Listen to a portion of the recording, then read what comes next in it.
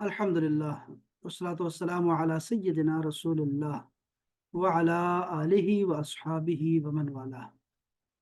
अहबाब, आज हम लोग कुरान मजीद और उलूम कुरान और तर्जुमे कुरान और तफसीर कुरान की क्लास लेंगे इंशाअल्लाह ताला। पीर का दिन हमारे कुरान मजीद के लिए मखसूस है। वैसे बाकी दिनों में भी हम तफसीर पढ़ने की कोशिश करते रहेंगे मुसलसल इंशाल्लाह। थोड़ी आज भी ऐसे करेंगे कि आज भी हम शुरू में उलूम कुरान के हवाले से एक सबक पढ़ लेते हैं, वैसे ही कुरान के मालूमात के हवाले से, और फिर उसके बाद जो है हम लोग चले जाएंगे तफसीर में इंशाल्लाह ताला। वहाँ से भी एक आयत दो आयतें पढ़ लेंगे 15-15 मिनट में, 20 मिनट में। पहला जो हमारा टॉपिक है वो है जी उसलूब कुरान। उसलूब का मतलब होता है स्टाइल। कुरान मजीद का अंदाज क्या है, उसलूब क्या है। कुरान पाक इस्लामी उसूलों, हिकमत बरी बातों, उम्दा नसीहतों, माना खेज मुकालमों, माजी और मुस्तकबिल की खबरों, सवाब और अजाब की बशारतों वगैरह का मिला जुला बयान है। आपने देखा, जिसमें अदबी पहलू भी है, बयानी खूबियां भी हैं और इल्मी वजाहत भी अपने कमाल पर है।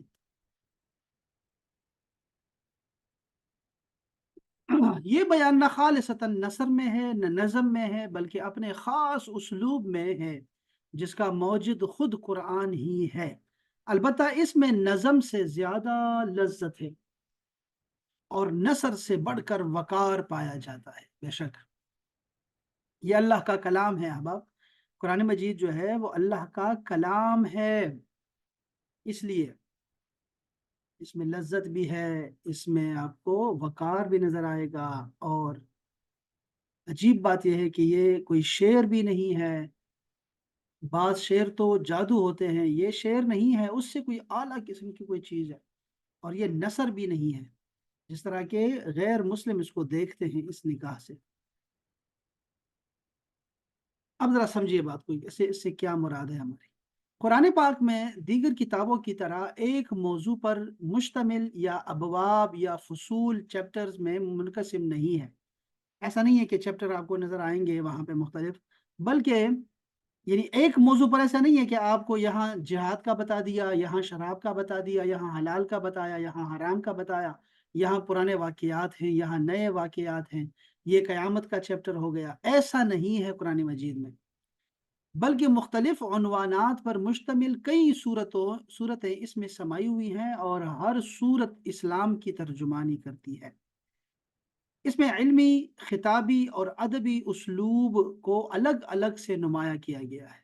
उन सब का दायरा अमल जुदागाना होने के बावजूद भी कुरान एक ही इबारत में उन तीनों को इस तरह जमा कर देता है कि इल्म की संजीदगी भी होती है, खिताबत का जोर भी बरकरार रहता है और अदब की शगुफ्तगी भी असर उस पर भी नहीं पड़ता होता। कुरान के जो अल्फाज हैं अपनी जगह ऐसे समाये होते हैं कि कोई दूसरा कलिमा उसकी जगह हरगिज मौजू नहीं हो सकता। उन कलिमात की हरकत और सकनात और उनके बाहमी मुनासिबत ताल्लुक आपस में अजीब हुस्न पैदा कर देता है कि अरबी न जानने वाला शख्स भी उसका असर लिए बगैर नहीं रह सकता। कुरानी उसलूब एक ही इबारत में नसर और नज़म से बढ़कर खौफ और हैबत, नाज व नेमत, फंद व नसायह जैसी मुख्तलिफ किस्म की खूबियाँ लेकर एक जामे बयान होता है मज़ामीन का, जो आज तक किसी एक शख्स के कलाम में जमा नहीं हो सके। उसलूबी कुरान के लफ्ज़ों में ताबीर मुश्किल है कि आपको समझाया जा सके कि भाई ये कुरान मजीद का उसलूब क्या है, अंदाज क्या है। अलबत्ता हम क्या कर सकते हैं कि हम सूरतों को देख लेते हैं। ये जो पारों की तकसीम है ना, ये तो बाद में हुई है। 30 पारों में तकसीम करना ये बाद में हुआ, ये बिदअत हसना है। हमारे लिए आसान हो गया है कुरान मजीद को 30 दिनों में ख़त्म करना, रोज़ाना एक पारा पढ़ लिया करो। ये जो तकसीम है मंजिल की, 7 दिनों में कुरान मजीद के ख़त्म करने के लिए है। इस तरह रुकू हैं तो वो 540 हैं, ताकि नमाज की तरावीह में जो है, तरावीह की नमाज हमारी मुकम्मल हो उससे। ये सहूलतों की खातिर रखे गए हैं ताकि लोग उसको पढ़ सकें। आयतें बहरहाल ये नाजिल हुई हैं बाकायदा तौर पे, और सूरतों के नाम भी रसूलुल्लाह ने खुद दिए हैं, सारे बाकायदा सूरतें भी नाजिल हुई हैं। लेकिन ऐसी नाजिल नहीं हुई जैसे ये हम हमारे पास कुरान मजीद जो मौजूद है अभी हमारे हाथों में। ये जो तरतीब है ये भी अल्लाह अल्लाह के रसूल ने ही बताई है, ये जो अलहम्द से शुरू करते हैं वन्नास पे ख़त्म करते हैं। लेकिन नाजिल ऐसे नहीं हुआ कुरान मजीद, ऐसे नाजिल नहीं हुआ। वो तो अलग से अपने मौके के मुनासिबत से कुरान मजीद उतरता रहा है, तकरीबन 23 साल में, 22.5 साल तकरीबन। तो एक तो ये है, दूसरा ये है कि अ, आप इन सूरतों के दरमियान एक ताल्लुक देखेंगे, एक तरतीब देखेंगे, इनकी आयतों में एक तरतीब देखेंगे। हालांकि ये आयतें भी एक साथ नहीं उतरी, लेकिन इनमें तरतीब आप देखेंगे। ये रसूल पाक सल्लल्लाहु अलैहि वसल्लम ने ही जो कातिबीन वही थे उनको ये हुक्म दिया था कि आपने इस आयत को इस जगह रखना है, फलां आयत को फलां जगह पे रखो। ऐसे ही ये तरतीब आपने करवाई उनसे। लेकिन बाकी जितने भी आप आज तक कुरान मजीद में चीज़ें देखते हैं ये सब बिदआत हैं, और जो अच्छी बिदआतें हैं बहुत अच्छी हैं, उससे बहुत सहूलत हुई है। अभी मैं एक और भी देख रहा था, ये तो खुशबू वाले अब कुरान मजीद आ गए हैं ना, सूरह रहमान आपको खुशबूदार आपको मिल जाते हैं, तो आप कुरान मजीद जैसे ही खोलते हैं आपको एक खुशबू आती है, बड़ा खूबसूरत, वो भी अच्छा है, बहुत अच्छा है। इसी तरह कुरान मजीद को रंगों में तकसीम कर दिया गया है, तो अब रंग होते हैं, तजवीद पढ़ना आसान हो गया हम सब के लिए। इसी तरह कलम मिल जाता है जो कि आपके नाजरा को ठीक करता है, तजवीद के कवायद को ठीक करवाता है। ये अच्छी बिदातें हैं, और ये कोई न रसूलुल्लाह ने करवाई हैं, ना ही सुहाबा ने करवाई हैं, न ताबीइन ने करवाई है, न तबे ताबीइन ने करवाई हैं। वो जो शुरू के जो जितनी भी सदियां हैं वो लोग, उनको पता भी नहीं इन चीज़ों का जो हम आज कर रहे हैं कुरान मजीद के साथ। तो ये सारी अच्छी बिदातें हैं, अल्हम्दुलिल्लाह अच्छी बिदातें चलती रहेंगी, मसाजिद में भी, किताबों में भी, और उलूम में भी, और हमारे इज्तिमाआत में भी। और हमारी खूबसूरत इज्तिमाआत अभी हो रही हैं, जो भी इज्तिमा या जो भी काम वो इस्लाम के खिलाफ नहीं है, कुरान और सुन्नत के खिलाफ नहीं है, वो बिल्कुल दुरुस्त है, उसकी इस्लाम में इजाज़त है। हाँ, जो कुरान और सुन्नत के खिलाफ हो और वो चीज़ हो भी नहीं, तो फिर वो जो है बिदअत सय्यआ कहलाती है, तो वो गुमराही है, वो अलग चीज़ है। तो ये हम लोग जब कुरान मजीद को देखते हैं तो हमें एक बहुत खूबसूरत है ना उसमें नज़र आता है। बड़ा मज़ा आता है हमें पढ़ने में, और हमें इसके इसके उस्लूब का अंदाज़ा हो जाता है, और फिर हम इसका मज़ा लेते हैं, लज़्ज़त लेते हैं। अब हमारे पास एक तफ़सीर की एक किस्म, तफ़सीर की बहुत सारी किस्में हैं।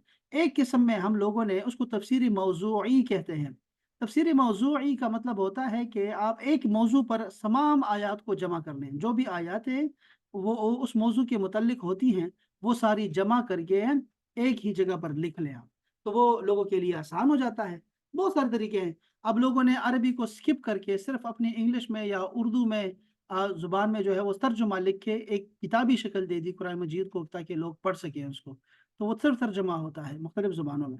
वो भी एक अच्छा काम है अपने लिहाज से। खुलासे लिखने शुरू कर दिए लोगों ने।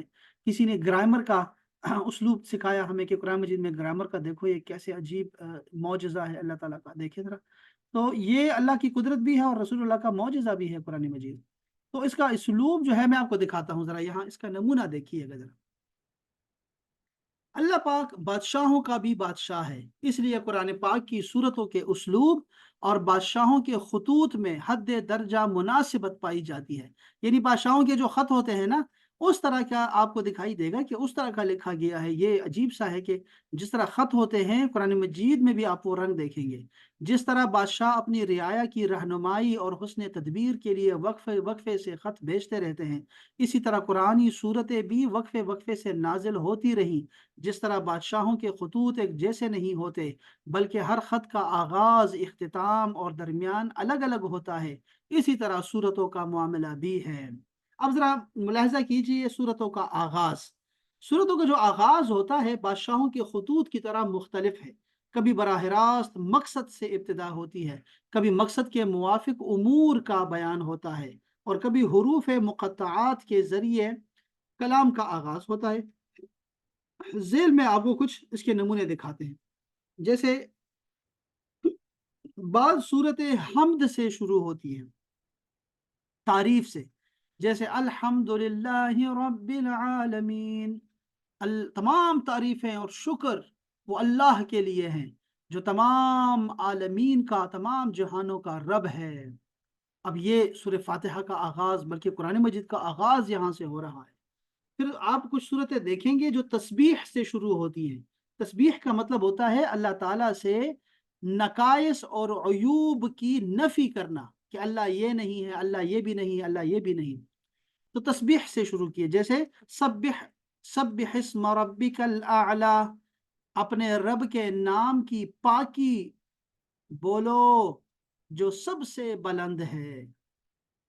سبح اسم ربک الاعلی، یہ سورت جو ہے یہ آخری پارے میں ہے، سورۃ الاعلی، اور یہ پڑھی جاتی ہے وتر کے پہلی رکعت میں۔ کسی کو یاد رہے گا یا پتہ نہیں یاد رہے گا، لیکن ویسے بتانے کے لیے بتا رہا ہوں، اس کی کچھ چند آیتیں ہی یاد کر لو۔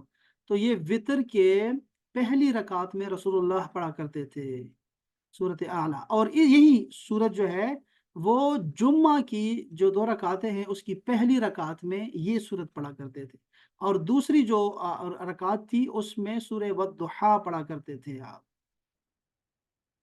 پھر آپ دیکھیں گے تیسری چیز آپ صورتوں کی شروع میں دیکھیں گے، اور وہ ہے کہ غرض، ڈائریکٹ غرض سے ہی شروع کر کے آپ جو ہے وہ کر دیتے ہیں، جیسے انا انزلناہ فی لیلۃ القدر، بے شک ہم نے اس قرآن مجید کو لیلۃ القدر میں نازل کیا۔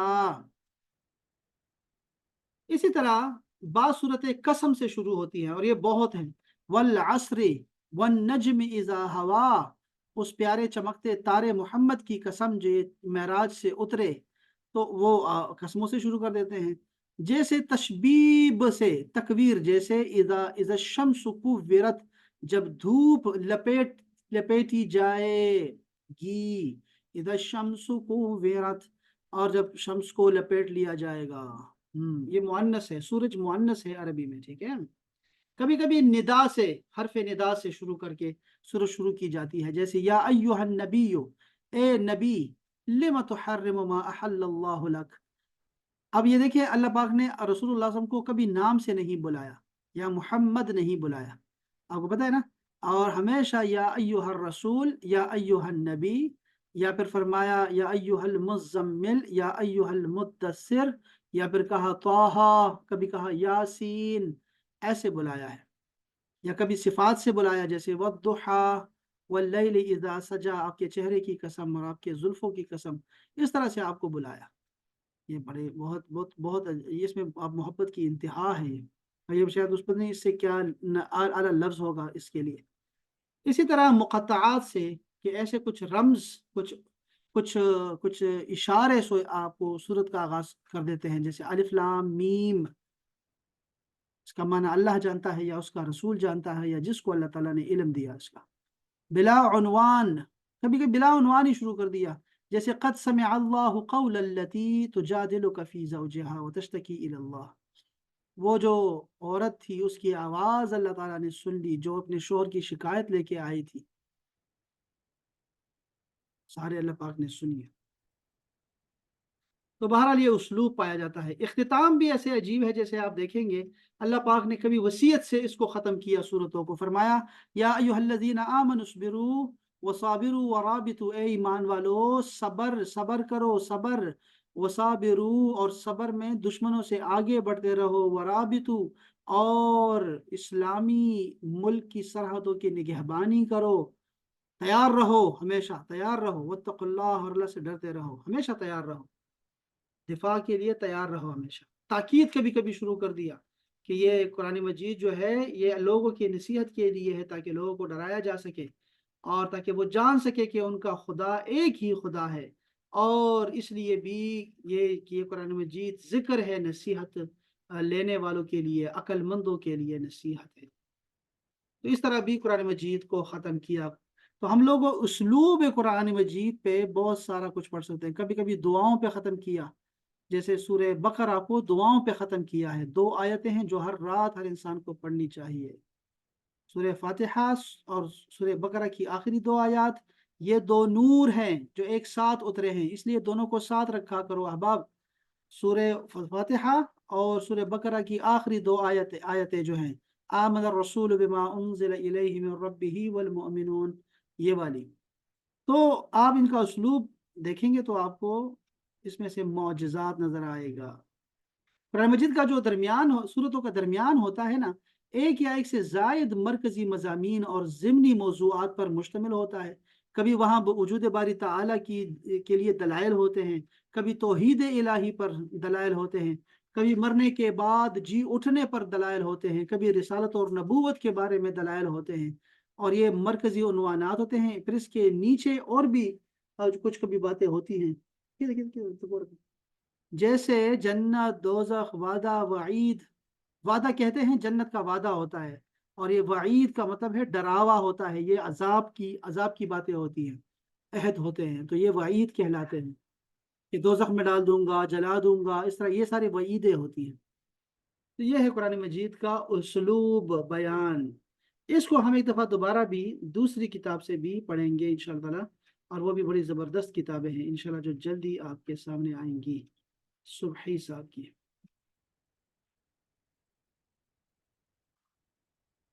میں کچھ آپ لوگوں سے کچھ سوالات کرنا چاہتا ہوں۔ ہاں یہ بھی اچھا ہے، برا نہیں ہے۔ حرمین بھی آج آئی ہے تو میں نے کہا ذرا حرمین سے کچھ سوالات کرتے ہیں۔ اسرا بھی آئی ہے، اسرا، یسرا، یسرا بھی آئی ہے تو السلام علیکم سر۔ السلام ورحمۃ اللہ۔ السلام علیکم۔ کہاں آتی ہیں یہاں سے پہلے ایکچولی سر بچوں کے سونے کا ٹائم ہوتا ہے تو اس وجہ سے کلاس رہ جاتی ہے۔ خواتین آپ کو اس لیے جنت آسان کر دی ہے کہ بس خاوند کی جو ہے نا وہ راضی پہ رضا رہیں، اور جنت ہے آپ کے لیے، کیونکہ آپ مصروفی بہت رہتی ہیں، کیا کریں اور آپ کے بس جی یہ بچوں کے ساتھ ذرا سا میں ٹائم مینیج کرنا مشکل ہو جاتا، باقی تو بس۔ اور شوہر جو ہیں وہ بھی تو تنگ کرتے ہیں نا، وہ زیادہ، وہ جو یہ تو 5 بچوں کے برابر ہوتے ہیں، ایک شوہر 5 بچوں کے برابر ہوتا ہے، تحقیق نے یہی ثابت کیا ہے باب یار ناٹ گڈ پیپل۔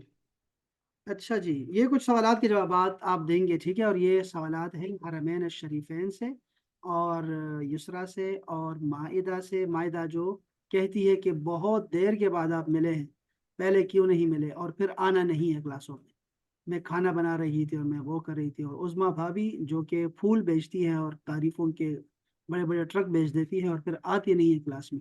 یہ سوالات ان سے ہیں، ٹھیک ہے؟ چلے بھائی، قرآن مجید کا لفظی مطلب کیا ہے؟ کون بتائے گا؟ جی کوئی بھی بتا سکتا ہے ویسے، جی بار بار پڑھنے والی کتاب۔ ہاں جی، قرآن مجید عظما کو جا رہا ہے یہ کریڈٹ۔ وہ قرآن کا مطلب ہوتا ہے وہ کتاب جو بار بار پڑھی جائے۔ الحمدللہ، ماشاء اللہ۔ اچھا جی، قرآن مجید میں کتنے سجدے ہیں؟ 6 جی 17 17 نہیں ہے، 14 عائشہ باجی کہہ رہی ہیں بھائی 14، بالکل ایسے ہی ہے، 14 سجدے ہیں قرآن مجید میں، 14 سجدے ہوتے ہیں۔ اور آپ بہتر طریقہ یہی ہے کہ جب بھی آپ سجدہ پڑھے وہاں لکھا ہوگا سجدہ، آپ نے فوراً سجدے میں گر جانا ہے، بیٹھے بیٹھے سجدے میں گر جائیں، ٹھیک ہے؟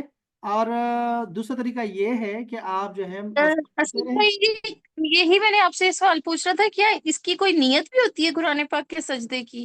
نیت یہی ہے کہ آپ نے جیسے ہی قرآن مجید کی آیت پڑھی نا سجدے والی، آپ نے اسی وقت سجدے میں گر جانا ہے۔ سارے عرب لوگ ایسے کرتے ہوتے ہیں، سنی ہمارے ہیں، ٹھیک ہے؟ وہ بھی تو ایک تو یہ طریقہ، نیت یہی ہے۔ قرآن پاک کو سائڈ پہ رکھیں گے اور جائے ہاں، نماز بچھا کے اور سجدہ کر دیں گے؟ نہیں، آپ کو جہاں پہ زمین ساری سجدے کے لیے ہے، آپ جہاں بیٹھی ہوئی ہیں وہ جگہ پاک ہی تو جی ہے، آپ جہاں بھی ہو جی فوراً سجدے میں گر جائیں۔ جیسے آپ کسی حکم میں ہو، آپ دیکھیں آپ راستے میں جا رہی ہیں، زلزلہ آ گیا، یک دم سے آپ جو ہے وہ، اگر آپ کو سخت زلزلہ آ گیا خدا نہ خواستہ تو یک دم سجدے میں ہی جائیں گے، نہیں دیکھیں گے روڈ پہ کھڑی ہوں۔ آپ ایسے ہی سمجھیں کہ ابھی سجدے کا مقام آ گیا ہے تو فوراً سجدہ کریں، ٹھیک ہے؟ ایک تو یہ طریقہ کار ہے، نیت یہی ہے آپ کی کہ آپ سجدہ کر رہی ہیں۔ اچھا، نیت ویسے کسی چیز کی بھی نیت زبان سے نہیں ہے، ٹھیک ہے؟ یہ جو زبان سے ہم نیتیں کرتے ہیں نا، یہ پختگی کے لیے، اور ہمیں تاکہ یاد آ جائے ہم کون سی نماز پڑھنے لگے ہیں بھائی، تاکہ وہ یاد آ جائے، اس لیے ہم یہ نیتیں زبان سے لے آتے ہیں۔ ورنہ تو نیت تو وہی ہے جو آپ نے دل میں کی ہے، جس کے لیے آپ وضو کر کے آئے ہیں، جس کے لیے آپ نے نقاب، اب سارا حجاب اور پورا دوپٹہ لیا، کپڑے سے ہی خوشبو لگائی ہے یا نماز بچھائی ہے، وہی آپ کی نیت کافی ہے۔ لیکن زبان سے اگر کہہ دیتے ہیں تو تب ہمیں یاد رہتا ہے کہ ہم سنتیں پڑھنے لگے ہیں، فرض پڑھنے لگے ہیں، کون سے وقت میں ہیں۔ اس لیے تو یہ سجدہ جو آپ کر رہی ہیں نا وہ آپ ایک خوف اور خشیت کی عالم میں کریں گی. جب بھی سجدہ کریں فوراً اللہ کے لیے فوراً سجدہ کیا کریں. دوسرا طریقہ کار یہ ہے کہ آپ باقاعدہ سے کھڑی ہوں اور نیت کریں کہ میں یہ سجدہ تلاوت کرنے لگی ہوں اللہ تعالیٰ کے لیے, اور اس کے بعد جو ہے آپ سجدے میں جاتے ہیں. اور اس کے لیے کوئی بھی آپ کو ہاتھ باندھنے کی ضرورت نہیں ہے, نہ ہی کانوں کو ہاتھ لگانے کی ضرورت ہے, کچھ بھی نہیں ہے. سیدھے سجدے میں گر جائیں اور اس وہاں پر جو ہے وہ مخصوص دعا بھی ہے, اور سبحان ربی الاعلیٰ بھی آپ کہہ سکتے ہیں 3 دفعہ 5 دفعہ 7 دفعہ 11 دفعہ جتنے دفعہ بھی آپ کہہ سکیں, اور اس کے بعد اٹھ جائیں بس, اور کچھ نہیں ہے سجدے کے. 14 سجدے ہیں جی احباب, ٹھیک ہے. سوری علامہ صاحب یہ پتہ کرنا ہے کہ یہ یہاں پہ جو سجدے ہم کرتے ہیں وہ تو دو ملا کے کرتے ہیں نا, 7 ٹائم کا 14 ہو جائیں گے نا وہ, ویری چلیں نائس. انڈیویجول کرنے پڑیں گے کیونکہ میں تو ختم کر کے قرآن 14 کر دیتا ہوں. ہاں شاباش. اچھا دیکھیں قرآن مجید کے جو سجدے ہیں نا آپ اس کو جمع بھی کر سکتے ہیں, ٹھیک ہے. یعنی مطلب یہ ہے کہ ہم لوگ حناف ایسے ہی کرتے ہوتے ہیں کہ وہ کیا کرتے ہیں کہ وہ تلاوت کر رہے ہوتے ہیں سجدہ نہیں کرتے, اور کیا کر دیتے ہیں کہ چلتے رہتے ہیں مسلسل. جب وہ قرآن مجید رکھنے لگتے ہیں تو دیکھ لیتے ہیں ہم نے کتنے سجدے پڑے ہیں, بس اس کے بعد سجدہ کر لیں آپ. یعنی جتنے بھی سجدے ہوئے ہوں, جیسے ہم ایک رات میں شبینہ کرتے ہیں تو ہم لوگ 14 سجدے اشراق کے وقت کرتے ہیں, ہمارا یہ طریقہ کار ہوتا ہے ہر سال, ٹھیک ہے. تو ہم سجدے اس وقت کر لیتے ہیں. کوئی اور بھی پڑھ رہا ہو نا تب بھی آپ پہ چلیں. چلو شکر, اچھا واپس آ گئے الحمدللہ. اچھا جی, میں عرض کر رہا تھا کہ جب سجدے تلاوت کرنے لگے تو سجدہ تلاوت کی نیت دل میں کریں, اور زبان سے بھی کہہ لینا بہتر ہے. جیسے نویت ان اسجد للہ تعالی ان تلاوت القرآن, اردو میں یوں کہہ سکتے ہیں کہ اللہ تعالیٰ کے واسطے سجدہ تلاوت کرتا ہوں یا کرتی ہوں, کچھ بھی نہیں کہنا آپ نے, ٹھیک ہے. تو آپ کو نیت آپ کی کافی ہے. اور کھڑا ہو کر ہاتھ اٹھائے بغیر اللہ اکبر کہتا ہوا سجدے میں چلا جائے, اور کم از کم 3 مرتبہ سبحان ربی الاعلیٰ کہے, پھر اللہ اکبر کہتے ہوئے سجدے سے سر اٹھائے اور کھڑا ہو جائے.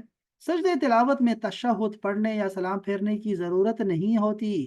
اگر بیٹھ کر اللہ اکبر کہتا ہوا سجدے میں چلا جائے اور سجدے کے بعد اللہ اکبر کہتا ہوا سجدے سے سر اٹھائے اور بیٹھ جائے, کھڑا نہ ہو, تب بھی درست ہے اور یہ زیادہ چلتا ہے, ٹھیک ہے.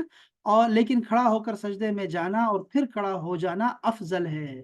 اگر نماز میں آیت تلاوت کے بعد فوراً سجدے تلاوت کرے تو نیت ضروری نہیں ہوتی. ہم تراویح میں ہمارے سجدے آتے ہیں, جب تراویح میں ختم کرتے ہیں تو ہم لوگ, ہمارے تو یہاں پہ لوگوں کو نہیں پتا نا تلاوت کے کہ ہم کیا پڑھ رہے ہیں کیا نہیں, تو امام صاحب پہلے سے اعلان کر دیتے ہیں کہ بھئی ہماری پہلی رکعت میں سجدہ ہے یا دوسری رکعت میں سجدہ ہے.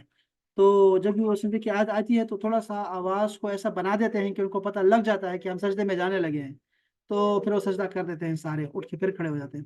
بہرحال آپ سجدہ ضرور کیا کریں. چلیں اس کو زیادہ طول نہیں دیتے, اس کو مسئلے کو. سجدے جمع کر کے بھی آپ کر سکتے ہیں, لیکن طریقہ یہی ہے کہ بہتر یہی ہے کہ جب بھی سجدے کی آیت آئے فوراً سجدے میں چلے جائیں. اچھا اس میں یہاں پہ ایک چیز میں دیکھنا چاہتا ہوں, مکروہ وقت میں سجدہ تلاوت.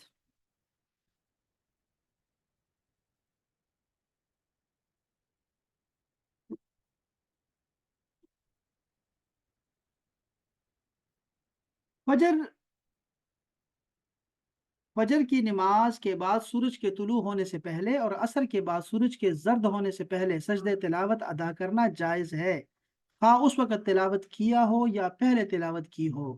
فجر کی نماز کے بعد سورج کے طلوع ہونے سے پہلے یہ جو طلوع کا وقت ہوتا ہے پہلی کرن تک نا, یہ جو وقت ہے اس سے پہلے آپ لوگ سجدہ تلاوت کر سکتے ہیں. اور عصر کے بعد سورج کے زرد ہونے, مکروہ وقت کے سٹارٹ ہونے سے جو ہے وہ کیا کرتے ہیں آپ, اس سے پہلے سجدہ تلاوت کرنا جائز ہوتا ہے.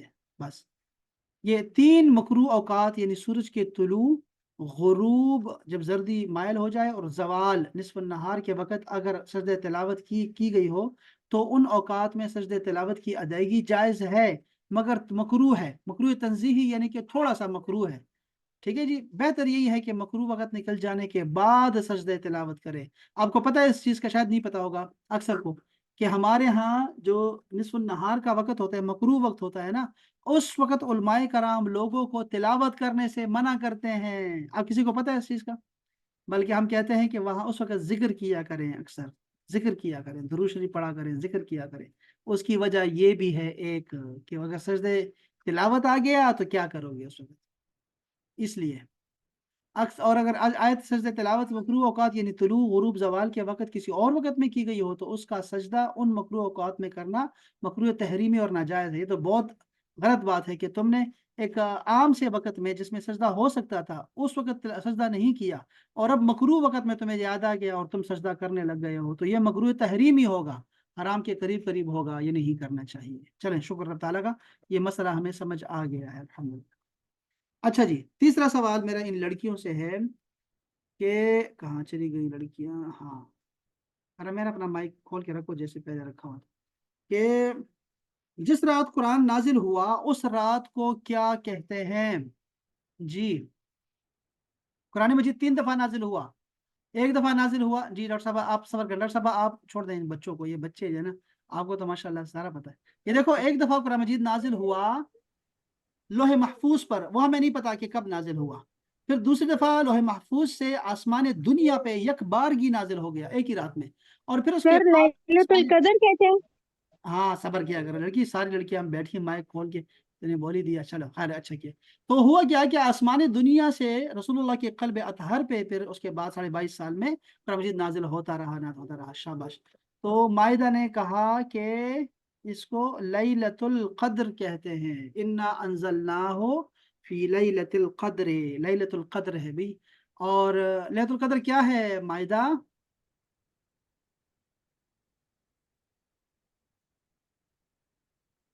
जी माइदा, माइक माइक ऑन करना, कि लैलतुल क़द्र में क्या है खास, क्या बात है माइदा? आप खोलो ना माइक। माइदा आप चली गई है, क्या लड़की है ये? जी आयशा आप बताओ मुझे।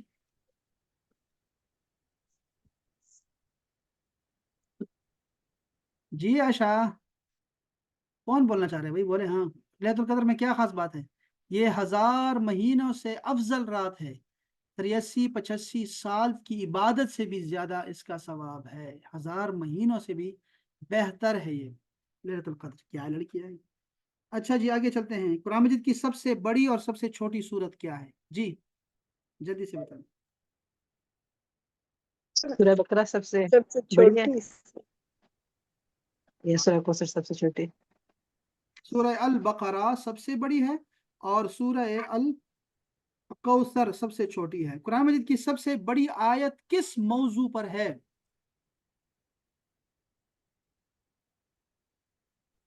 जी डॉक्टर साहब। सर आयत देन है जो कर्ज कर्ज के लिए। माशाअल्लाह ताला, बिल्कुल ऐसा ही है। कुरान मजीद की सबसे बड़ी आयत सूरह बकरा में वो है देन के हवाले से, यानी कि कर्ज के हवाले से और कारोबार के एग्रीमेंट के हवाले से है, जो कि ये बहुत ज़रूरी है, जो कि हुकूकुल इबाद में से आता है, दुनिया में ज़िंदगी बसर करने के हवाले से है। सुभान अल्लाह। अच्छा जी, खिज़र अलैहिस्सलाम का वाक़िया किस सूरत में या किस पारे में आया है जी? सूरह कहफ में। सूरह अल कहफ में खिज़र अलैहिस्सलाम का वाक़िया मौजूद है। Very nice. कुरान मजीद में सबसे अजीम आयत, सबसे बड़ी अजमत वाली आयत कौन सी है? आयतुल कुर्सी। आयतुल कुर्सी। बीनिश भाभी आप तो बहुत ये को छोड़ देंगे, कहाँ गई है हरमैन, युसरा, माइदा और उज़मा, इनको जरा सबसे पहले कोई टाइम दिया करें, ये बोलें तो ये नहीं बोल सकी फिर आप बोलेंगे। अच्छा जी, अच्छा ये किसी को नहीं पता होगा, खैर चलें छोड़िए। कि ये हमारे पास 4 कुल हैं, 4 कुल, ये मैं बता देता हूँ। 4 कुल जो हैं वो कुल या अय्युहल काफिरून, कुल हुवल्लाहु अहद, कुल आऊज़ु बिरब्बिल फलक, कुल आऊज़ु बिरब्बिन नास, ये 4 कुल हैं। इसके अलावा भी कुरान मजीद में एक सूरत है जो कि कुल से शुरू हो रही है, और उस कुल का नाम क्या है? वो सूरत का नाम क्या है? सूरह जिन। सूरह जिन कुल से शुरू हो रही है। ठीक है, ठीक है। अच्छा जी, कौन सी ऐसी सूरत है जिसकी हर आयत दाल पे खत्म हो रही है? आयशा माइक खोला हुआ है लेकिन बोलना नहीं है मैंने। हर सूरत की हर आयत जो है वो दाल पे खत्म हो रही है। आयशा सिद्दीका जी बोले, या माइक बंद कर दो, चलो मुझे मुझे ऐसे क्यों सूरतुल इखलास। जी। सूरह सूरतुल इखलास। अल इखलास, वेरी नाइस। कुल हुवल्लाहु अहद दाल पे खत्म, अल्लाहु समद दाल पे खत्म, हर आयत दाल पे खत्म हो रही है। Very nice. یہ ایک سورت ہے المائدہ، سورت المائدہ، اس کا مطلب کیا ہوتا ہے المائدہ، اور یہ کس کے حوالے سے یہ آیت ہے؟ جی جی جی بولیں. سر یہ دسترخوان خوان ہے. شاید. جی ہاں خوان، دسترخوان. ہاں دسترخوان کو یعنی دسترخوان. کہ ڈائننگ ٹیبل کو بولتے ہیں، ٹھیک ہے. اور یہ کس سیناریو میں یہ نام رکھا گیا ہے، کیوں رکھا گیا یہ نام؟ یہ شاید حضرت عیسیٰ علیہ السلام کی پیدائش کا ہو. نہیں، ہاں ٹھیک ہے، عیسیٰ علیہ السلام کے حوالے سے ہے. شاباش. عیسیٰ علیہ السلام نے اپنے حواریوں کے لیے، اپنے صحابہ کے لیے اللہ تعالیٰ سے خانچہ مانگا تھا، اس کی دعا کی تھی کہ اللہ ہم پہ دسترخوان نازل کرے. یہ جو مائدہ ہوتا ہے یہ دسترخوان ہے، لیکن بھرا ہوا دسترخوان ہے، یہ یاد رکھیے، بھرا ہوا دسترخوان وہ مائدہ کہلاتا ہے. اچھا جی، رسول اللہ صلی اللہ علیہ وسلم کے قبیلے کے نام پر ایک سورت اتری ہے، اس کا نام کیا ہے؟ قریش. سورہ قریش. القریش. ویری نائس، سورہ القریش. شاباش. لے بھائی، مجھے اب نام سے پوچھنا پڑے گا یہ. چلو میں سب سے پوچھ لیتا ہوں، سارے مائک کھول کے مجھے بتاتے ہیں، جلدی جلدی بتاتے رہیں، ٹھیک ہے. مجھے بتائیں کہ حابیل اور قابیل میں کون حق پر تھا اور کون باطل پہ؟ جی حابیل حق پر تھا اور قابیل ابھی جو ہے تو باطل ہے. شاباش. حابیل جو تھا وہ مظلوم تھا، وہ مقتول ہے، اور قابیل قاتل، قابیل قاتل ہے، ٹھیک ہے، دونوں قاف سے شروع ہو رہے ہیں، یہ تک یاد رہے آپ کو. اچھا جی، مجھے بتائیں آپ کے طالوت اور جالوت میں کون حق پر تھا؟ طالوت حق پہ تھا، جالوت. طالوت حق پہ تھا اور جالوت کو مارا تھا. طالوت کو ظہر اثر طالوت دونوں. نے جالوت کو مارا تھا. شاباش. اچھا بھائی، مجھے بتائیں کہ ہاروت اور ماروت میں کون حق پر تھا؟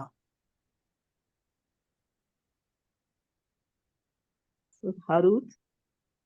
جی شاباش. اور بھی کوئی ہے؟ جی ہاروت اور ماروت، بس جلدی سے ایک دفعہ ہی جواب ہو سکتا ہے یا تو پھر ختم ہو جائے گا. جی کوئی اور بتائے گا؟ ہاروت اور ماروت میں کون حق پر تھا؟ ایک، دو اور تین. چلے اب اگلا سوال میں کر رہا ہوں، اس سے آپ کو اندازہ ہو جائے گا. مجھے بتائیں کہ ابو جہل اور ابو لہب میں کون حق پر تھا؟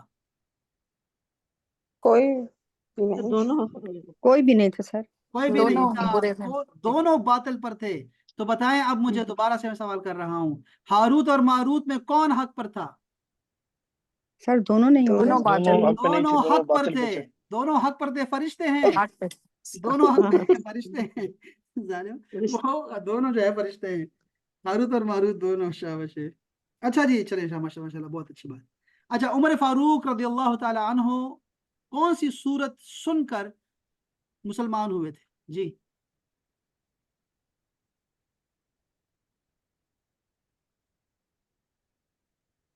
سیدنا عمر فاروق کون سی سورت سن کے مسلمان ہوئے؟ جی یسرا.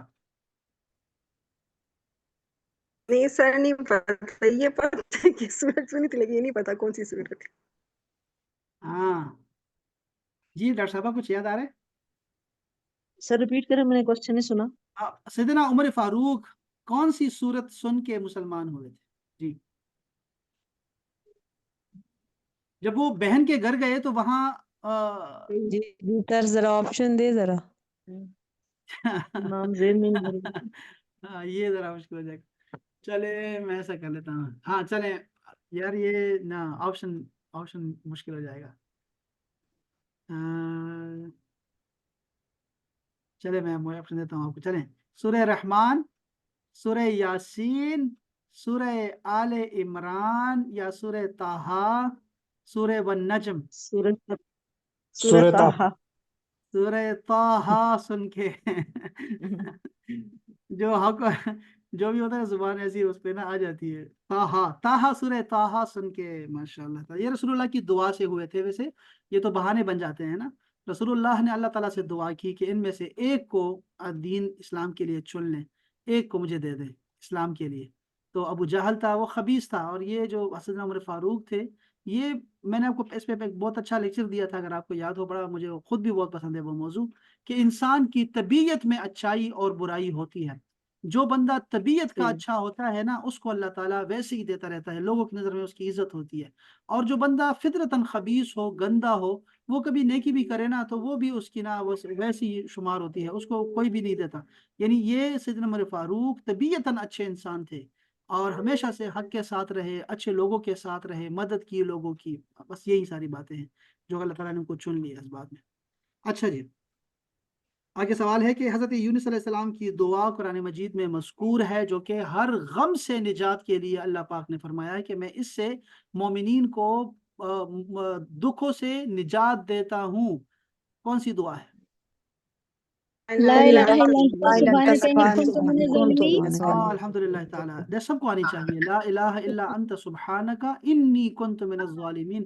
اچھا، یہ انی کہیں گے نا، انی کنت من الظالمین کہیں گے، ٹھیک ہے، یعنی میں ظالموں میں تھی. اس میں کیا ہے کہ آپ اپنے کنفیشن، یعنی آپ اپنے اعتراف کر رہے ہیں کہ میں ظالم تھا، میں نے اچھا نہیں کیا، میں بس نہیں سمجھ سکا. یہ ہے اللہ تعالیٰ کو مطلوب، ٹھیک ہے، اور اللہ پاک کی بڑائی بیان کرنا.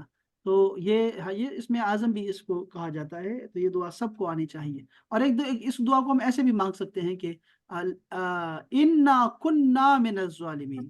ہم سب، جیسے آج کل وبائیں آئی ہوئی ہیں، ہم اس میں دعا کریں کہ انا کننا من الظالمین، ہم سب ظالموں میں سے تھے، ہمیں معاف کریں.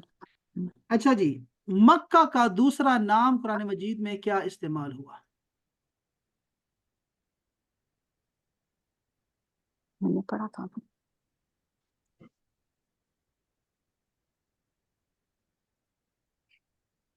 مکہ کا دوسرا نام، وہی میں تو دوسرا ابھی تیسرا بھی ہے، دو نام استعمال ہوئے ہیں. یہ تو آپ کو پتا ہونا چاہیے یار. ہاں، ایک جگہ پر آیا ہے بکہ، مکہ کی جگہ پہ بکہ آیا، بکہ. اور دوسرا اس کا تیسرا نام اس کا جو ہے وہ ہے ام القرا. 2 دفعہ اللہ پاک نے فرمایا ام القرا. یہ بھی مکہ کا نام ہے، ٹھیک ہے، یاد رکھیے، پیغمبروں کی سرزمین ہے. آخری بات یہ ہے کہ چلو جنت کے دروازے اور دوزخ کے دروازے، چور بھی ہے. سر بلد الامیر بھی ہے، ہاں بلد الامیر. ہاں، بلد امین، شاباش، یہ ہاں اس کی صفت ہے، بالکل ایسے ہی ہے، یہ بھی ایسے ہی، بالکل ماشاءاللہ، بالکل ایسے ہی. وَهَذَا الْبَلَدَ الْأَمِينِ وَالتِّينِ وَالزَّيْتُونِ وَطُورِ سِينِينَ وَهَذَا الْبَلَدَ الْأَمِينِ وَهَذَا الْبَلَدِ الْأَمِينِ. سبحان اللہ تعالی.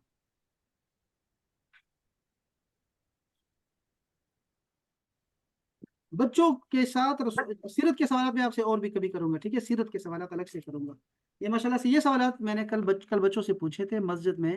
کل ہماری دستار بندی تھی مسجد میں ہمارے محلے کی، تو میں نے بچوں سے ان کے لیے انعامات بھی رکھے تھے. آپ کو انعامات نہیں بھیج سکتا، تو وہ پھر ان کو میں نے وہاں دیے اور بڑا اچھا رہا ماشاءاللہ. بچوں نے سوالات کے جوابات سب نے اچھے جوابات دیے تھے، اور میرے خیال میں آپ لوگوں سے اچھے تھے وہ، میرا اندازہ اگر غلط نہیں ہے تو.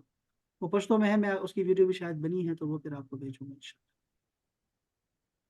چلے یہ اچھا ہو گیا الحمدللہ. اچھا جی، آپ ایک مسئلہ آپ کو سمجھاتا ہوں، بس یہ 10-12 منٹ ہے. میں آپ کو ایک مسئلہ، چھوٹا سا مسئلہ، وہ قرآن مجید کی آیت کریمہ سے آپ کو بتانا چاہتا ہوں. حرمین نے ایک لفظ منہ سے نہیں نکلا. کیا لڑکی ہے کہہ رہی ہے سر نماز میں اگر آیت سجدہ آ جائے تو کیا کرنا چاہیے؟ ہاں، سجدہ کر لینا چاہیے. اگر وہ سارے ہیں تو سجدہ کر لیں، فوراً سجدہ کر لیں، اور پھر جو ہے وہ آ کے دوبارہ نماز اپنی جاری رکھیں، اگر کر لیا کریں، ٹھیک ہے. اچھا سر، میری مائک میں آواز نہیں آ رہی. آپ کی آواز آپ بھی نہیں آتی نا، اس لیے وہ بھی نہیں آئے گا. اچھا جی، تو آتے ہیں ہم ذرا اپنی آیت کریمہ کی طرف. اور یہ آیت کریمہ ہماری جو ہے، یہ عجیب بات ہے، شاید یہ بھی ہم نے نہیں پڑھی ہے آیت کریمہ. اعوذ باللہ من الشیطان الرجیم، بسم اللہ الرحمن الرحیم.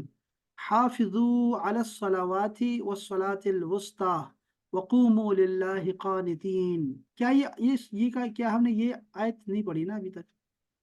نہیں پڑھا شاید. حافظوا، خیال رکھو، حفاظت کرو، علی الصلوات، نمازوں کی، ساری نمازوں کی حفاظت کرو، پابندی کرو، ٹھیک ہے. والصلاة الوسطی، اور درمیانی نماز کی خصوصی طور پر حفاظت کرنا۔ اب اس کے بارے میں پڑھیں گے کہ درمیانی نماز کون سی ہے۔ وَقُومُوا لِلَّهِ قَانِتِينَ، اور اللہ کے سامنے مؤدب ادب کے ساتھ، خشوع اور خضوع کے ساتھ کھڑے ہو۔ جب اللہ کے سامنے کھڑے ہو تو ایک یہ مسئلہ ہے، ٹھیک ہے، یہ آیت کریمہ ہے۔ دوسری آیت پڑھ لیتا ہوں میں، ٹھیک ہے، اس کو بھی سنیں۔ فَإِنْ خِفْتُمْ فَرِجَالًا أَوْ رُكْبَانًا، پس اگر تمہیں ڈر ہو دشمن کا تو پھر تم پیدل بھی نماز پڑھ سکتے ہو، یا پھر سواری کی حالت میں سوار ہی نماز پڑھ لو۔ فَإِذَا أَمِنْتُمْ، اس کے بعد جب تم امن والی حالت میں آ جاؤ، دشمن کا ڈر نہ ہو، تو پھر فَاذْكُرُوا اللَّهَ كَمَا عَلَّمَكُمْ، تو پھر اللہ تعالیٰ کو اسی طریقے سے یاد کرو جیسا کہ اس نے سکھایا ہے تمہیں اپنے رسول کے ذریعے سے۔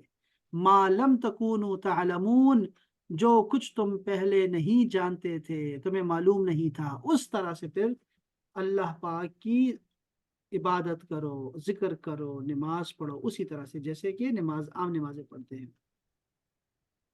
اچھا جی، ان آیات کے بارے میں ذرا سنیے۔ کہتے ہیں کہ نکاح اور طلاق کے مسائل بیان کرنے کے دوران نماز کی تاکید کی آیتیں آ گئی۔ گویا یہ سمجھانا مقصود ہے کہ بندوں کے حقوق ادا کرتے کرتے کرتے کرتے کرتے خالق اور مالک کے حقوق سے غافل نہ ہو جانا، پنجگانہ فرض نمازوں کو ان کے اوقات میں اور ارکان اور شرائط کے ساتھ ادا کرتے رہنا۔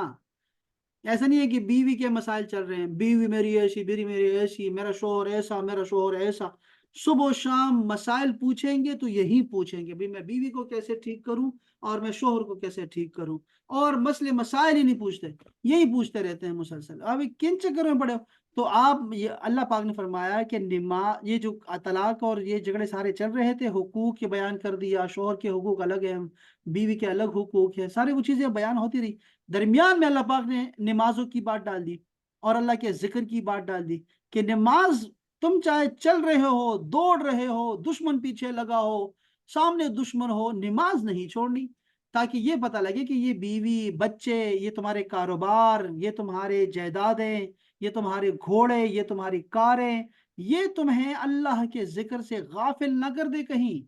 اور پھر فرمایا ایسے پڑھنی ہے نماز جیسے کہ میرے رسول نے سکھایا ہے تمہیں، ایسے نمازیں پڑھنی ہیں۔ یہ ساری چیزیں یہ ختم نہیں ہونے والی یار۔ بیویاں کس کی ٹھیک ہوئی ہیں؟ وہ جو تمہیں سکھا رہا ہے، پڑھا رہا ہے، اس کی بیوی ٹھیک ہے؟ پہلے ذرا پوچھو وہ اس کا شوہر ٹھیک ہوا ہے کہ نہیں، کسی بیوی کا بتاؤ مجھے آج تک۔ یہ بس ایسے ہی چل رہا ہے سسٹم، یہ چلتا رہے گا چلتا رہے گا، یہ بنایا اسی لیے ہے کہ تم لوگ امتحان میں پڑے رہو، یہ چلتا رہے گا یہ سلسلہ، یہ ختم نہیں ہونے والا سلسلہ ہے۔ لیکن درمیان میں نماز کا وقت بھی آتا رہے گا، بیماری چلتی رہے گی، بیمار ہو گئے، ساتھ میں نمازوں کا وقت آتا رہے گا۔ نماز یا نہیں چھوڑنی تم نے، فرض نماز اشارے سے پڑھ لو، بیٹھ کے پڑھ لو، لیٹ کے پڑھ لو، نماز نہیں چھوڑنی۔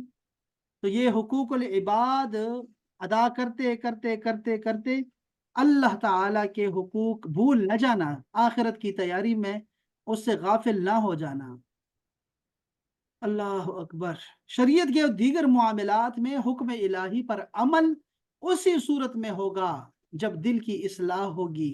دل کی اصلاح نماز کی پابندی اللہ کے ذکر سے ہوتی ہے۔ یہاں اللہ پاک نے ذکر کا معنی دیا، یہاں تو ہم کہہ رہے ہیں نماز۔ یہ بڑی عجیب سا ایک پرابلم ہے کہ الفاظ سے یہ تفسیریں اس لیے زیادہ ہوتی ہیں کہ اگلا جو بندہ ہوتا ہے اس پہ وہ معنی منکشف ہو جاتا ہے، کہتا ہے اچھا یار یہاں پہ صلاۃ کا معنی نماز ہے، اچھا صلاۃ کا معنی کیا درود تو نہیں ہے، درود و سلام، کہ میں درود سے غافل ہو جاؤں، شاید درود ہی میری دوا ہو، شاید نماز یہاں میری دعا ہو۔ یہ نفل کی طرف اشارہ ہے یا فرض کی طرف اشارہ ہے؟ اور جیسے یہاں پر ہے کہ عبادت ہے تو کیا عبادت کی بات ہو رہی ہے یا یہاں ذکر کی بات ہو رہی ہے؟ یہاں ذکر کی بات ہو رہی ہے۔ اللہ پاک نے فرمایا اللہ کا ذکر کرو جیسے اس نے سکھایا ہے تمہیں اللہ کا ذکر کرنا۔ تو جی بچے، یہ کیا لڑکی ہے، مائک تو بند کر دو۔ اچھا، تو یہاں تھا کہ فرمایا کہ تمام نمازوں کی پابندی اور نگہبانی کرو، اس نگہبانی میں ہمیشہ نماز پڑھنا اور باجماعت پڑھنا، درست پڑھنا، صحیح وقت پر پڑھنا بھی اس میں داخل ہے۔ خشوع اور خضوع کے ساتھ پڑھو۔ خشوع کا مطلب ہوتا ہے ڈر کے ساتھ، ٹھیک ہے. اور خضوع کا مطلب ہوتا ہے، خضوع جسے کہتے ہیں وہ ہے انکساری اور عاجزی کے ساتھ پڑھنا. درمیانی نماز کی بالخصوص تاکید کی گئی ہے کہ درمیانی نماز کا خاص خیال رکھنا. ویسے تو 5 نمازیں فرض ہیں، لیکن یہ درمیانی نماز کون سی ہے؟ درمیانی نماز سے مراد نماز عصر ہو سکتی ہے، عصر کی نماز، جیسا کہ بخاری شریف میں آیا ہوا ہے کہ نماز وسطیٰ سے مراد عصر کی نماز ہے. یہ بخاری شریف کی حدیث میں بھی ہے اور ترمذی شریف کی حدیث میں بھی ہے کہ عصر کی نماز کے بارے میں خصوصی تاکید کی گئی ہے کہ اکثر لوگ جو ہیں وہ غافل ہوتے ہیں اس وقت عصر کی نماز سے، اور وقت بہت تھوڑا ہوتا ہے. عصر کی نماز کا وقت سب سے کم جو ہے نا لوگوں کو جو ہے نا وہ ٹائم پہ اس کو کیچ کر لیتے ہیں اور فوراً جو ہے نماز پڑھ لیتے ہیں. تو یہ وقت بڑی جلدی گزر جاتا ہے. اللہ تعالیٰ نے فرمایا خاص خیال رکھنا عصر کی نماز کا. اور دوسری وجہ جو یہاں سمجھ آئی ہے وہ یہ ہے کہ اس وقت اصل میں دن کے فرشتے جا رہے ہوتے ہیں اور رات کے فرشتے آ رہے ہوتے ہیں، تو اس لیے بھی شاید کہ یہ دونوں تمہاری نماز کی گواہ بن جائیں گے اور آمین کہیں گے. دوسرا یہ کہ اس وقت کاروبار کی مصروفیت کا وقت ہوتا ہے، یا شاید لوگ کھیلوں میں مصروف ہوتے ہیں. اس غفلت میں نماز کی پابندی بہت اہم تھی. اللہ پاک نے فرمایا کہ قوموا للہ قانتین، اللہ کے سامنے ادب سے کھڑے ہوا کرو. برگاہ الہی میں کھڑے ہونے کا طریقہ یہ ہے کہ ادب سے کھڑا ہوا جائے، لہٰذا کھڑے ہونے کے ایسے طریقے ممنوع ہیں جس میں بے ادبی کا پہلو نمایاں ہو. اس سے چند مسئلے یہ بھی معلوم ہوئے کہ نماز میں قیام کرنا فرض ہے، کھڑا ہونا فرض ہے. یہ اگر آپ لوگوں نے نماز بیماری کی حالت میں بھی پڑھنی ہے نا تو یہ کوشش کرو کہ پہلی رکعت کم سے کم کھڑے ہو کے پڑھ لو تاکہ قیام ہو جائے. باقی نماز خیر ہے پھر بیٹھ کے پڑھ لو، لیٹ کے پڑھ لو، تو جو کر سکتا ہو وہ کرے. دوسرا یہ کہ نماز میں کھانا پینا بات چیت کرنا حرام ہے، جیسے کہ لفظ ہے قانتین، اس سے معلوم ہوا نماز میں گفتگو کرنا اسی آیت سے منسوخ ہو گیا ہے. نماز میں باتیں نہیں کر سکتے، نماز ٹوٹ جائے گی. سلام کا جواب بھی دے دیا نا تو گئے، نماز ٹوٹ جائے گی. ہماری ویسے خواتین جو ہے نا وہ اکثر خاص کر بوڑھی بڑھیا جو عورتیں ہماری ہیں وہ اشاروں سے کہتی ہیں وہ شاطر میں سے شروع کر دیتی ہے اللہ اکبر.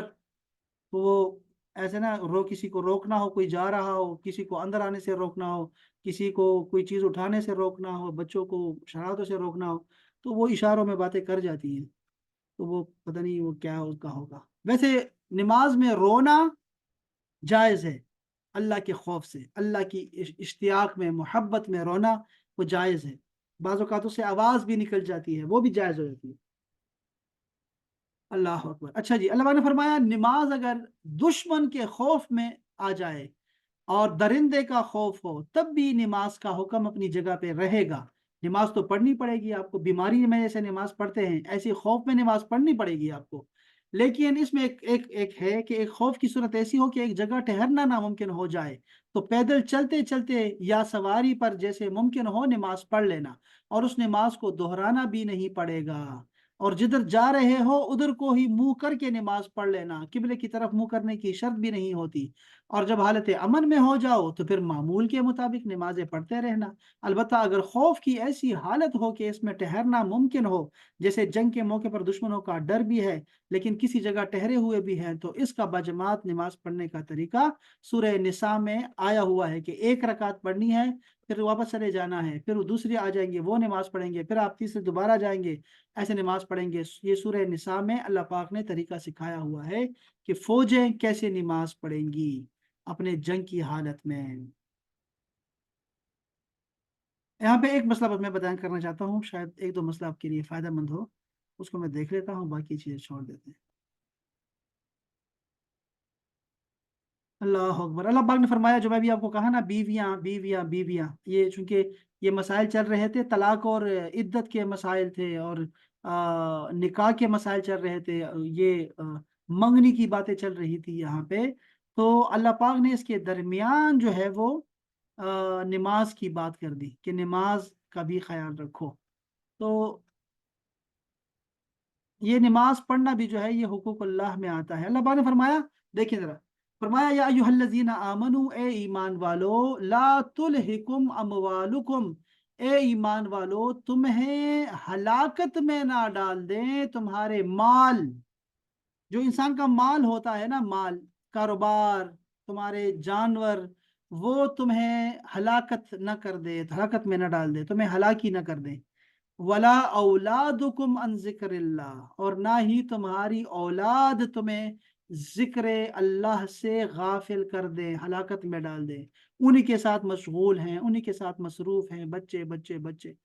वमन यफ़अल ज़ालिका फ़उलाइका हुमुल खासिरून, अगर कोई ऐसा हो कि माल और उनके कारोबार और उनकी ड्यूटियां और उनके जो उनके कारोबार चल रहे हैं और जो एग्रीमेंट साइन करने में लगे हुए हैं मुसलसल, और कमीशन अपना बढ़ा रहे हैं और उस टारगेट पूरा करने में लगे हुए हैं, अगर कोई ऐसे इसमें हलाक हो गया, मर गया, और वो नमाज को छोड़ गया या अल्लाह की जिक्र को भूल गया, या उनकी औलाद की तरबियत में लगे रहे, औलाद के लिए रिज़्क़ कमा रहा हूँ, औलाद को रोटी देनी है, औलाद के स्कूल का खर्चा, औलाद के कपड़ों का, औलाद औलाद औलाद औलाद औलाद, हर वक्त बच्चे बच्चे बच्चे करते रहता है, और वो बच्चे जो है उसको जिक्र से दूर कर दें, अल्लाह के कलाम पाक से दूर कर दें, दीन के इल्म से दूर कर दें, तो समझ जाएं कि अल्लाह पाक ने फरमाया कि वही खसारे वाले लोग हैं, खसारे में चले जाएंगे वो लोग, खसारे वाले हैं, खसारे वाले। अल्लाह अकबर। मैं तो दो आयत पढ़ लेता हूँ, 2 मिनट मेरे पास है, जल्दी से। फरमाया एक शख्स रसूलुल्लाह सल्लल्लाहु अलैहि वसल्लम की बारगाह में हाजिर हुआ और अर्ज किया, मुझे कोई ऐसा अमल बताएं कि मुझे जन्नत के करीब कर दे और दोज़ख से दूर कर दे। आपने फरमाया, अल्लाह की इबादत करो और उसके साथ शरीक ना करो, नमाज कायम करो और ज़कात अदा करो और रिश्तेदारों से नेक सलूक करो। जब वो शख्स चला गया तो आपने फरमाया, अगर उस शख्स ने इस पे भी अमल किया जो मैंने बताया तो जन्नत में दाखिल हो जाएगा, बल्कि हो गया दाखिल। अल्लाह अल्लाह ताला ने दीन की जिस चीज को सबसे पहले लोगों पर फर्ज किया है वो नमाज है, और जो चीज सबसे आखिर में बाकी रहेगी वो नमाज है, और सबसे पहले जिस चीज का हिसाब होगा वो नमाज है। अल्लाह पाक ने फरमाया, मेरे बंदों की नमाजों को देखो, अगर वो मुकम्मल हो तो मुकम्मल लिख दी जाएंगी, और अगर वो नाकिस हो तो अल्लाह ताला फरमाएगा, देखो क्या इसके नवाफिल हैं। अगर उसकी नवाफिल होंगे, हमारी नवाफिल सुन्नतें भी इसमें शामिल है, सुन्नतें देखी जाएंगी, तो फराइज की कमी नवाफिल से पूरी कर दी जाएगी। फिर फरमाएगा, देखो उसकी ज़कात पूरी है, अगर ज़कात पूरी हो तो पूरी लिखी दी जाती है, और अगर नाकिस होगी तो अल्लाह ताला फरमाएगा, देखो इसने कोई सदका खैरात किया है, अगर उसने सदका खैरात किया होगा तो उस सदके से इसकी ज़कात पूरी कर दी जाएगी। अल्लाह ताला बहाना ढूंढता है रहमत का और उसे जन्नत में ले जाने के लिए। तो ये ज़रूर किया करें, नवाफिल, सदका खैरात, और अच्छे इंसान बने रहें। ज़रूरी नहीं है कि सिर्फ फ़र्ज़ों पे चलते रहें कि मैं तो वही करूँगा जो फ़र्ज़ है बस। वैसे तो फ़र्ज़ से भी लोग जन्नत में दाखिल हो जाएंगे, लेकिन अगर उसमें कोई कमी रह गई तो क्या करोगे फिर? तुम्हारे पास तो और कुछ भी नहीं होगा। इसीलिए अच्छे इंसान बने रहें, हमेशा लोगों की मदद किया करें। इंसानियत के जो इंसानियत का जो लेवल है, जो मयार है, उस पे हमेशा अपने आप को पूरा करें, हमेशा कि इंसानियत आपके अंदर होनी चाहिए, फिर मुसलमान, फिर मोमिन, फिर मोहसिन, फिर वलीउल्लाह बनोगे। तो ये होना चाहिए, दर्जात में कम से कम खुद को डालो। इसी तरह आपने फरमाया, कयामत के दिन जिस चीज का सबसे पहले बंदे से हिसाब लिया जाएगा वो नमाज है। अगर नमाज दुरुस्त हो तो बाकी अमल भी दुरुस्त होंगे, अगर नमाज फासिद हो गई तो बाकी अमल भी फासिद होंगे। यानी पहला सवाल ही अच्छा होना चाहिए, इसका जवाब आपको आना चाहिए। जो शख्स अमानतदार न हो उसका कोई ईमान नहीं, जिसका वजू न हो उसकी कोई नमाज नहीं, और जिसकी नमाज न हो उसका कोई दीन नहीं। दीन में नमाज ऐसी है जैसे जिस्म में सर होता है। एक और हदीस पाक में फरमाया, जिसकी नमाज ना हो उसका इस्लाम में कोई हिस्सा नहीं। एक और हदीस पाक में फरमाया, कयामत के दिन जो शख्स 5 नमाजें लेकर आया, जिनके वजू, इनके औकात, उनके रुकू सुजूद, उसकी हिफाजत की हुई होगी उस शख्स ने, उस शख्स के साथ अल्लाह का अहद है कि वो उसको अजाब नहीं देगा, और जिसने इनमें से किसी चीज में कमी की उसके साथ अल्लाह का कोई अहद नहीं है। अगर अल्लाह ताला चाहे तो उसे जन्नत में डाल दे, रहम करे, और चाहे तो उसको अजाब दे दे, दोजख में भेज दे। ये कितनी प्यारी हदीस पाक है। अल्लाह ताला हमें हम पे रहम फरमाए बगैर हिसाब किताब के। एक और हदीस पाक में भी आपने फरमाया, जिसने 3 चीजों की हिफाजत की वो यकीनन अल्लाह का वली है, اور جس نے ان کو ضائع کر دیا وہ یقیناً اللہ کا دشمن ہے۔ ایک نماز، دوسرا روزہ، اور تیسرے جنابت جنابت جنابت جنابت غسل ٹائم پہ کر لینا چاہیے۔ استغفر اللہ العظیم یا رب۔ آپ نے ایک فرمایا کہ اور حدیث پاک میں جس شخص نے اپنے وقت میں نماز پڑھی اور اس کے لیے مکمل وضو کیا اور نماز کے قیام، خشوع، رکوع، سجود کو پوری طرح ادا کیا تو وہ نماز سفید اور روشن ہوگی، اور جس شخص سے کہے گی اللہ تیری بھی اسی طرح حفاظت کرے جس طرح تو نے میری حفاظت کی ہے، وہ نماز کہے گی، نماز اس شخص کو کہے گی، نمازی کو، کہ اللہ تیری حفاظت کرے، تم نے مجھے جیسے میرا قدر کیا ہے نا، اللہ تیری ایسی قدر کرے۔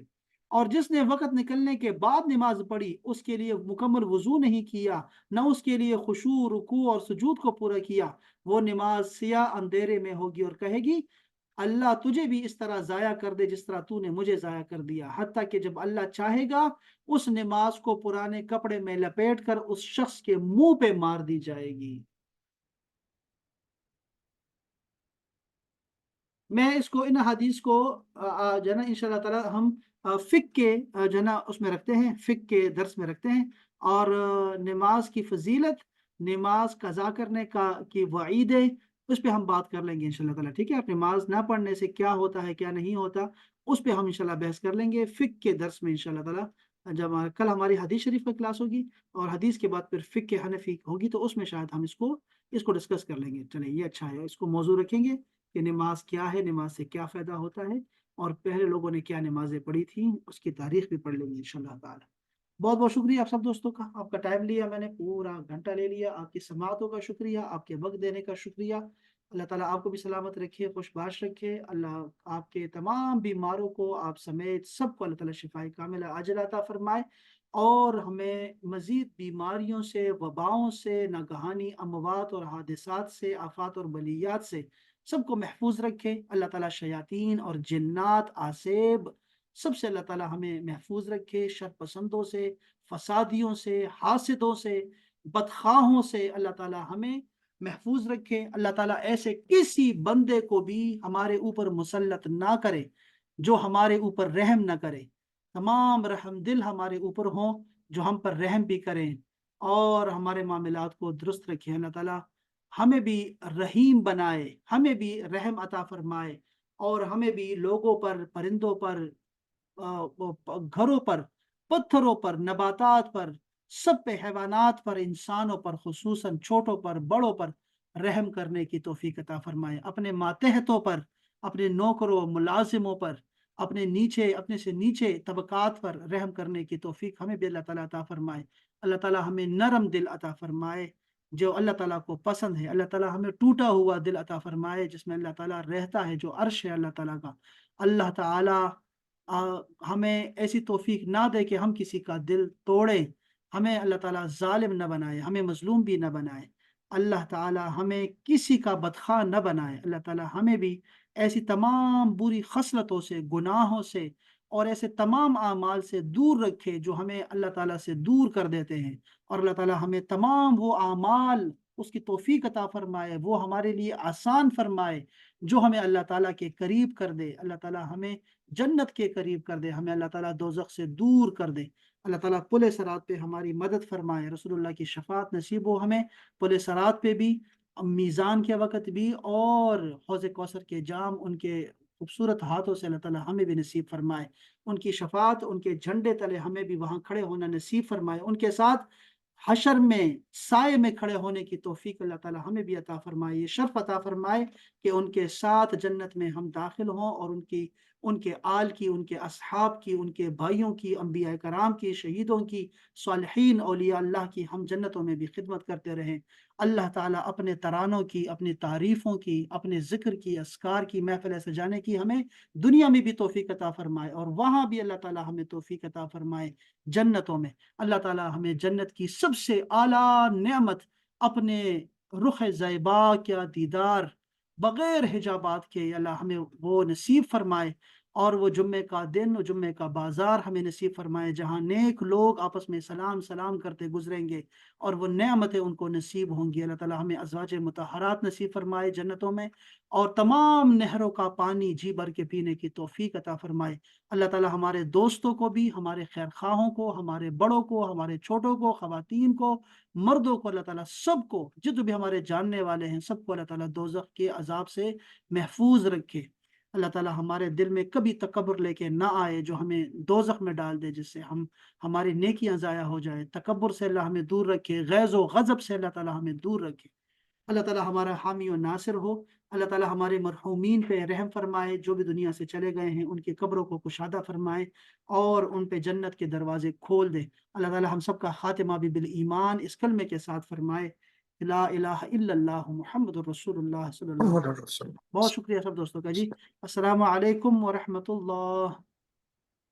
وعلیکم السلام ورحمۃ اللہ وبرکاتہ۔